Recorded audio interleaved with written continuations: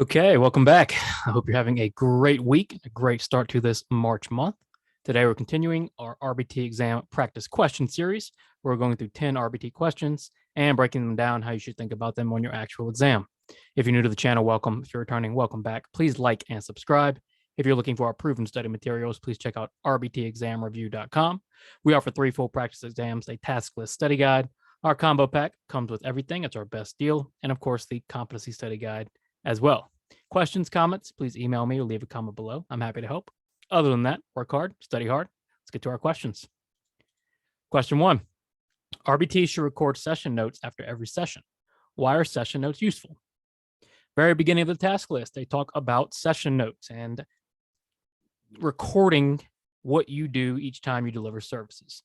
And this is very important for a few reasons. The primary reason kind of these days is most insurance companies require it, but that's not really why you need to know it as far as an RBT exam goes. Okay. There are other reasons we take notes on our sessions. So why do we do this? A, they let other team members know what happened in the previous session. Absolutely. So if you're on a team, let's say you have 2 or 3 RBTs and a BCBA, you're not always in constant communication, right? Telling your team everything that happened during your session. These session notes are available forever for your whole team to go back and read to see what occurred. So let's say, for instance, an RBT is experiencing a new behavior in their session. Maybe they go back, check your session notes, and see it noted in what you wrote a couple days ago. So it's very useful to disseminate knowledge amongst the team. So A is absolutely a reason they are useful. On the exam, do we pick the first answer we like and move on? No, we read all of our answer choices. So B, they are the primary source of behavior plan changes. Would your supervisor ever use just your session notes to change a behavior plan? Well, we hope not, because session notes are indirect ways of giving information. If your supervisor reads your notes, they didn't actually observe what happened, but they can still draw inferences on what they wrote. However, they still need to go in and directly observe for themselves. So B is not true. C, parents rely on session notes to get updates about their child. Very rarely will parents read session notes. Session notes are typically internal to your company and to your team. So C is incorrect. And then D, session notes are actually optional. Session notes are not optional. Like I said, most insurance companies require them now, but even if they don't, you should still be writing notes on every single session, every single time you're there. So why are session notes useful? A, they let other team members know what happened in the previous session. A BCBA asks your RBT to record momentary time sampling data on screaming behavior. The BCBA sets the interval at 30 seconds. How long does screaming need to occur to count as a response? Slow down. Don't jump right to the answer choices. Go back and make sure you're answering what the question is asking. The question is asking, how long does screaming need to occur to count as a response?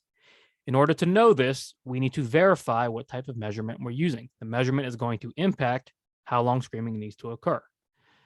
If we go back and look, momentary time sampling is what we are using to measure data. It's discontinuous, and how do we take it? Well, we record behavior at the end of an interval. So in this case, our interval is 30 seconds. When are you recording behavior with momentary time sampling? At 30 seconds. So each time 30 seconds elapses, you look up, is the behavior occurring? Is it not? So with that in mind, how long does screaming need to occur to count as a response? A, the behavior has to occur for any amount of time to count as a response. Is this true? If we're in our first interval and the behavior occurs for the first 20 seconds, but not at 30 seconds, does it count? No, momentary time sampling, we're only concerned with the behavior occurring at the end of each interval. B, the behavior has to occur for 30 seconds to count as a response. What type of measurement is this? Well, this, of course, is going to be whole interval. If we look at A, that was partial interval. Again, momentary time sampling, we're really only concerned about the very end of that interval. That's when the behavior needs to occur. So C, the behavior has to occur at 30 seconds to count as a response. Yes, okay? So at 30 seconds, at 1 minute, at 1 minute, 30 seconds, on and on for however long you're taking your measurement. That's what we're concerned with. That's when a response, you record a response as a behavior, right? So C looks like our best answer. D, the behavior has to occur for the majority of the time to count as a response. There is no discontinuous measurement where we take the majority of the time. We're either using partial, whole, or momentary. In this case, we're using momentary. So we are concerned about that 30 seconds at the very end of the interval. Our answer here is going to be C. When describing behavior, you want to make sure and include which of the following in your descriptions. Behavior definitions, very straightforward. Behavior definitions need to be what? They need to be clear, they need to be objective, and they need to be measurable. Ultimately, anybody should be able to read your behavior definition and record exactly what you want them to record. Again, clear, objective, measurable. That's what we're looking for. The question asks, what do we need to include? A, subjective language. Was subjective language one of those three things we just mentioned? No, we want objective language. Subjective language is opinions. It's what you feel. It's what you think you saw. We need objectivity. We need exactly what happened, nothing more, nothing less. In terms of behavior, we need exactly what that behavior looks like, nothing more, nothing less. B, how you or the client felt about the behavior. Are we concerned with how the client feels about their behavior? Sure, but as far as describing the behavior and when we're defining behavior, we're not really concerned with that. That's not going to help us measure. And how you feel about it, yes, you can communicate that to your BCBA, but if we're defining and describing behavior, again, it's not relevant to measurement. Okay, we need to think about measuring these behaviors. So C, the parent's description of the behavior. Parents are a primary source. They're very useful. They know the child best. However, parents have a lot of bias, okay? They see things one way, we might see things another. Relying strictly on the parent's description of the behavior is not good enough. We need to go in there and observe behavior for ourselves. So that leaves us with D, what you saw occur in relation to the behavior. D is going to be our clearest, most objective way to describe this behavior. It's not subjective. It's not how we felt. It's not from another person's point of view. It's literally what you saw as it relates to the behavior. Objective, clear, D is our answer. If you were conducting a free operant preference assessment in the client's bedroom, how would you measure preference? Think about the question. The biggest mistake people make, you read the question too quickly and you jump right to the answer choices. Slow down, spend most of your time on the question. What is the question asking? How would you measure preference? In order to answer how we would measure preference, we need to know what type of preference assessment we're using. The question tells us we're using a free operant preference assessment. If we go down our list of preference assessments, we have single stimulus, we have forced choice, we have multiple stimulus, and then we have free operant or naturalistic. That is going to guide us when we answer how will we measure preference. And how do we remember our different preference assessments? If we're measuring a single stimulus, we're using a single stimulus preference assessment. If we're measuring or assessing two stimuli, we're using a forced choice. If we're assessing three or more at the same time, we're using a multiple stimulus. And if there's no set range, except the environment is basically where we're measuring, right? The bedroom is our playground, basically. We're not specifically choosing items. We're just in the client's bedroom. That's going to be naturalistic. So if you're just in the clinic with the client, watching them, if you're in the classroom with the client, watching them, that's going to be free operant. We're watching them move about their environment, engage with their environment. There's no contingencies. We're not telling them to do anything. We're simply observing. With that said, how are we going to measure this? A, you would give the client one item at a time and describe their interaction. Based on what we just said, if we give the client one item at a time, what are we using? We're using single stimulus. This is why it helps to go through this in your head as you're studying. And you really need to know that task list. Because if you do all your work on the question, then when you get to the answer choices, you know exactly what you're looking for. So B, you would observe the client in their bedroom and record how long they engage with an item. That's very close to what we described as naturalistic free operant. B looks very good. Let's keep reading. C, you would put all the client's items on the ground and have them select their favorite item. If you have three or more items and you're contriving something where you're making them pick items, is that free operant? No, three or more contrived items is going to be multiple stimulus. And then D, you would interview the parent and make a list of preferred items. Are you observing the client in this case? Nope, this is an indirect way to measure preference. If we're conducting a pre-operant preference assessment, B is going to be our best way to measure preference. We would observe the client in their bedroom and record how long they engage with an item. Before you implement a skill acquisition plan, what must happen? Think about a skill acquisition plan. What are we trying to achieve? We're trying to teach a skill. We're trying to strengthen a skill. We're trying to make the client grow, right?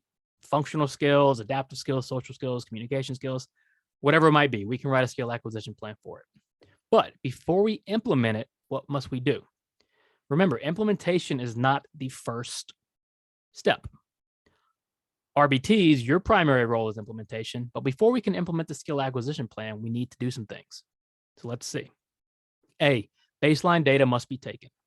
Now, what is baseline data? Baseline data occurs before the plan is in place. So if we're looking at before implementing the plan, we absolutely would take baseline data. Do we pick A and move on? Nope. We read all of our answer choices. So we go to B. Data must be taken on the plan. Has the plan been implemented yet? No. We're taking baseline data, but baseline data is prior to the plan.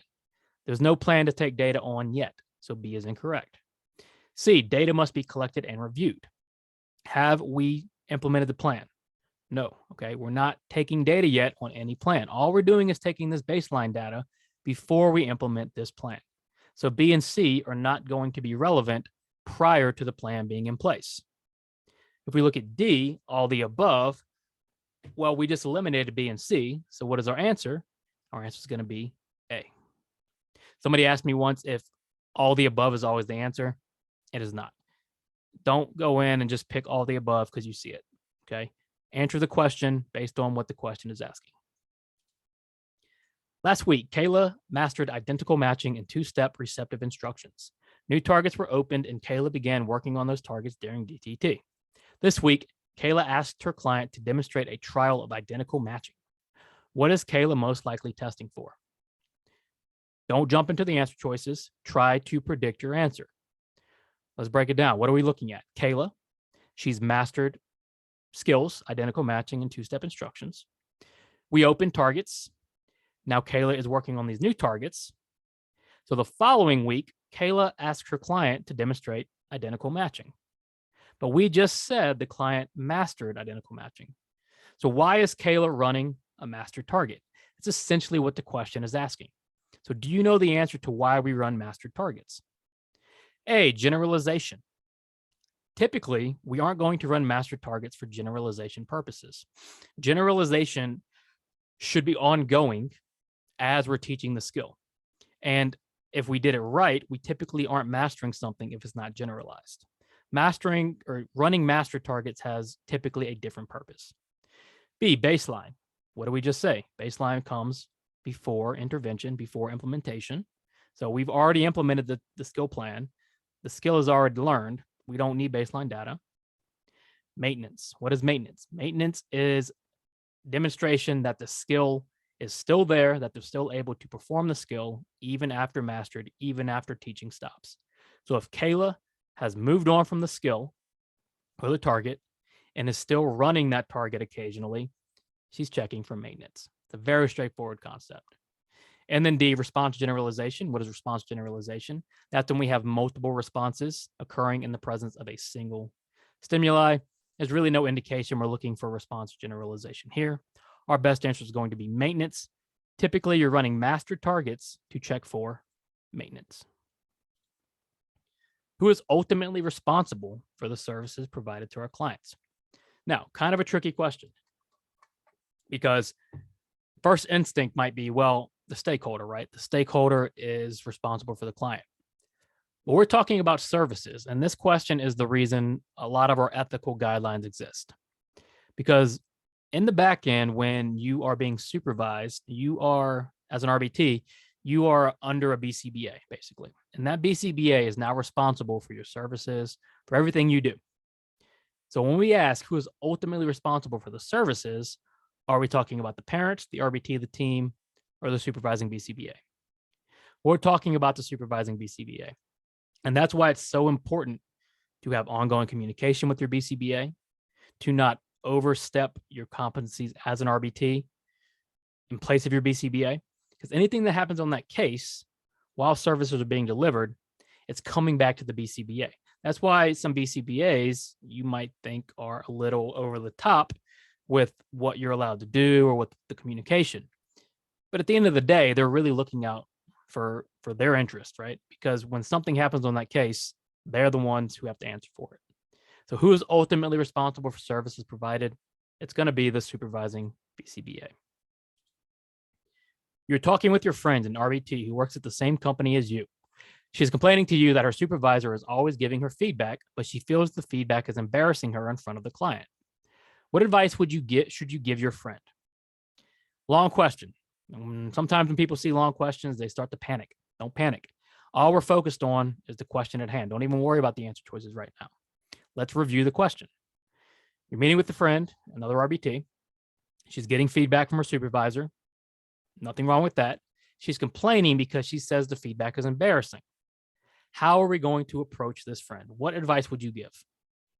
A, your friend should explain to the parent the situation so the parent doesn't think the RBT is doing a bad job. This will help maintain rapport. Should the RBT friend go behind the BCBA and talk about the situation with the parent? No, that is overstepping the bounds. That's crossing into a dual relationship territory. Again, we need to go through our supervisor and we need to be a team. So A is not going to be appropriate. B, your friend should implement the feedback, but express their concerns to the supervisor. That's much better. This is the mature way to handle it. It's what the ethical code would say. When you're given feedback, take that feedback, try to implement that feedback. But if you have concerns, communicate. The ethical code, the task list is focused on communication. They want you to know as an RBT that you need to communicate effectively with your supervisor. B, so far, is our best answer. C, your friend should implement the feedback, but keep it to themselves because it isn't their place to say anything to their supervisor. This is the worst thing to do. Don't just keep it inside. Your supervisor is there for you. Your supervisor is part of your team. You are a team member. Collaboration is key. If you keep this inside, it's only going to lead to poor service. What are we focused on? Providing the best service, generating the best outcome for clients in the discussion. C, again, is not the best. D, your friend should push back in front of the client during supervision meetings to avoid embarrassment. That's even worse. This is something that should be handled on the side. Effective communication is part of being a professional. Having this discussion in front of the client, in front of the stakeholder, is not appropriate. In this case, your friend implementing the feedback, but then going to her supervisor, expressing concerns is going to be the best answer. Now, if the supervisor doesn't hear your friend and it continues, that's a whole different discussion entirely. But we're not worried about that. We're only worried about the question in front of us. Every time you go to your client's house, they offer you homemade cookies or brownies. Would it be acceptable to take a cookie or brownie? All right, the gifts. The gift one is always dicey. And with the most recent ethical code, the BACB actually relaxed these rules a little bit. Because let's be real. I mean, the initial one where you couldn't take any gift at all, any food at all, it wasn't realistic. It's just not realistic. However, what does the ethical code say about gifts? Well, they put a pretty strong cap at $10 on your gift, and they say it can't be a routine thing. So it just needs to be once a year thing, once in a while thing. But if you're going in the home every day, every time, and you're always getting cookies and brownies, is that acceptable? A, if the cookie or brownie is a one-time gift, there is nothing inappropriate about taking it. Sure, assuming the cookie or brownie is not over $10, if it's a one-time gift, nothing inappropriate. B, if the cookies or brownies are offered every session, you should not take the dessert and inform your supervisor. Yes, this is the other side of the coin. If this is happening all the time, you can't constantly be taking food and gifts from your client. Okay, you're crossing the line for a dual relationship. So A and B both look good. What about C? There's nothing wrong with taking a cookie or brownie. It's not that easy. If only it was that easy, but it's not. There's more nuance to it. A represents one end of the spectrum, a one-time gift. B represents the other end of the spectrum, too many gifts. So what is our answer? D, both A and B. Ethical code is is very straightforward. And once you kind of grasp what they're going for, you shouldn't miss many ethical questions, because ethical questions are just saying the same thing over and over again, but you do need to at least review it. Many responses make up a blank, and a single instance of a behavior is considered a blank. All right, kind of vague, right? The first one, especially, many responses make up a something, and a single instance of a behavior is considered a what?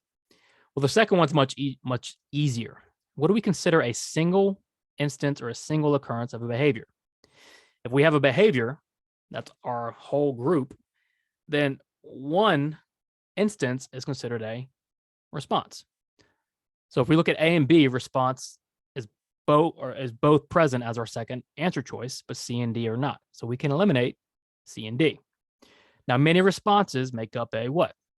So let's just reverse it. If a single instance of a behavior is considered a response, then many responses would be a behavior. Pretty straightforward, right? Okay, thanks for watching. Please like and subscribe. Questions, comments, let me know. Check out rbtexamreview.com for all of our study materials. Work hard, study hard. See you soon.